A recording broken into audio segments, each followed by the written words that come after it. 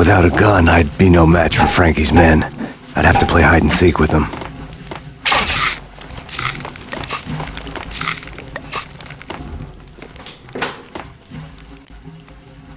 It's Frankie's turf.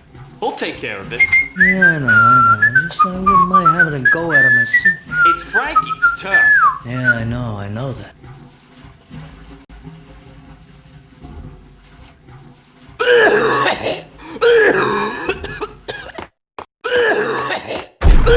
Hey! Yo! Hold it!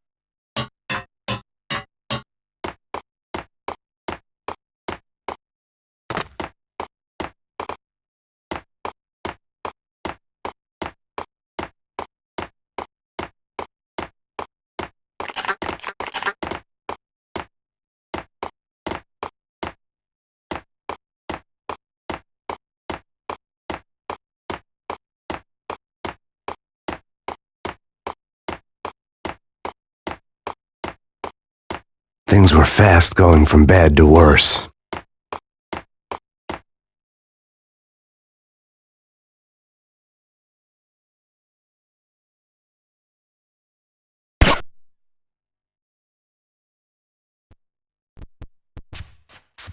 The men in blue had come and gone. They had decorated the place with chalk outlines and tied it together with yellow tape. The cops who had stayed behind were dead. Frankie, his boys, and I had the place all for ourselves.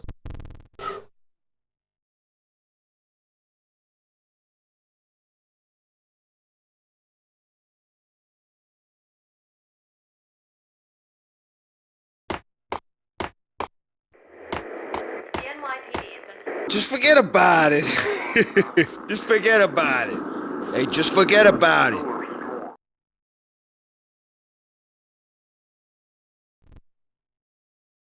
That crazy witch, you should have heard her. She was a real scream when the boys caught her trying to cap the Don.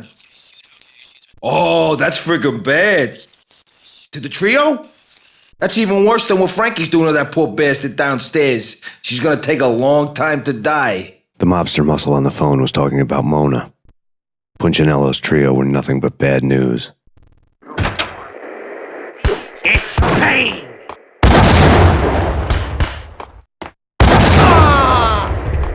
The NYPD has been out on Max Payne.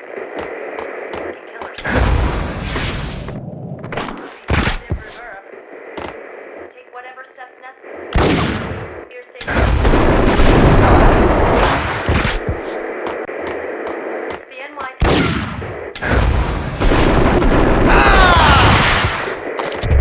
Killer storm. BG Jim Rivera. The NYPD has been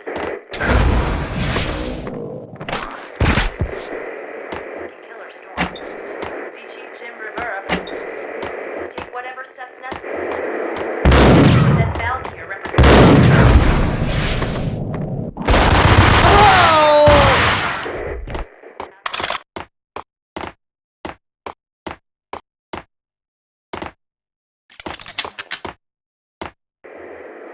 The NYPD has been out on that. The NYPD has been More evidence that Punchinello didn't like me much. killer storm. BG Jim Rivera. Take whatever steps necessary.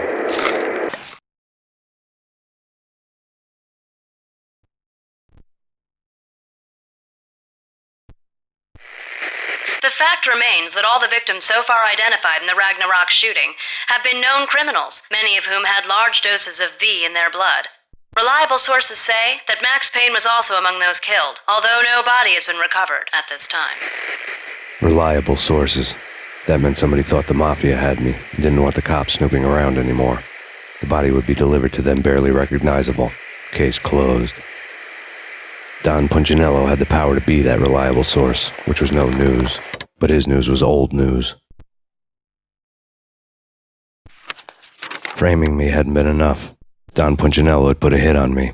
He wanted me dead, and it had been important enough for him to give written instructions to Frankie about it.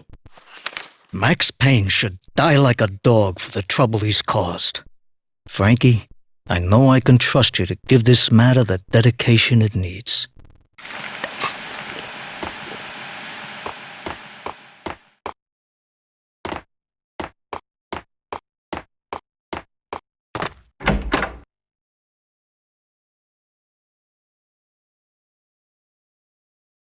The hotel bar was fast developing quite a history.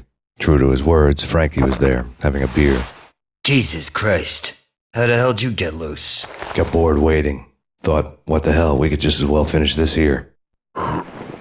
Fine by me. This works out just as well.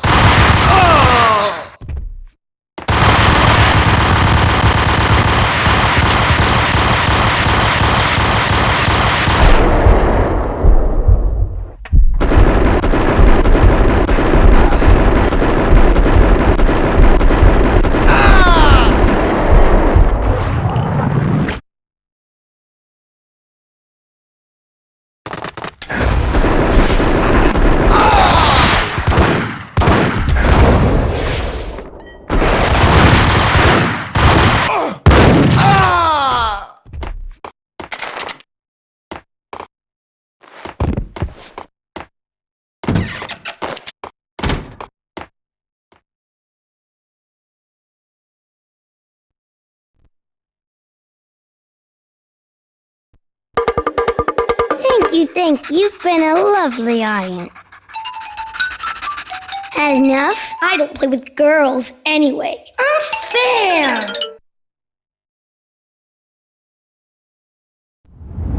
I spotted the tail as soon as I left the hotel. A big black Mercedes. I had seen the car before. That time it had heralded impressive explosions. Vladimir was back. Bang! You're dead, Max Payne. I might have laughed if I remembered how. What's this supposed to be? Cops and robbers? Look, you want something with me? Get in line. Peace, man. Relax. You know you are a real news item. Armed and dangerous. I am going to make you an offer you can't refuse. I've always wanted to say that. It's a bum rap. I've been framed. That's a moot point. Whatever you did or did not do, I'm sure you had good reason for doing it. Want to hear me out? I'm listening.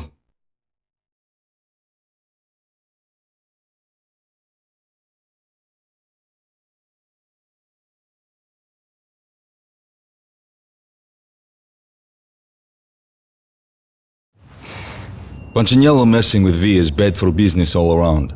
But that's not all. There is this guy, Boris Time, used to pull jobs for me. He's the captain of the cargo ship Charon. Now the bastard turncoat has gone over to the other side, Punchinello's. The ship's loaded with high-res hardware, guns, my business. If Punchinello gets hold of that cargo, he's won and I have lost. And you'll have your work cut out for you.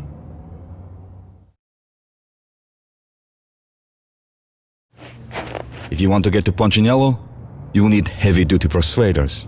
I am just the man to get them for you. Change the ship back under my flag, maybe pop 2 in the traitor Dime's head while you're at it. You'll get enough guns to start the apocalypse. You in or out? Let's get this show on the road. Vladimir was one of those old-time bad guys with honor and morals, which made him almost one of the good guys. None of us was a saint. The Brooklyn riverfront was a maze of rusty containers, sharp-boned cranes looming up from the snowstorm. On a night like this, you couldn't help but think of the dark army of dead men sleeping with the fishes, cement shoes in line. No minotaur lurked in this labyrinth, but somewhere out there, on the clanking deck of his cargo freighter, the skipper of the Chiron was waiting, like the ferryman of the river Styx.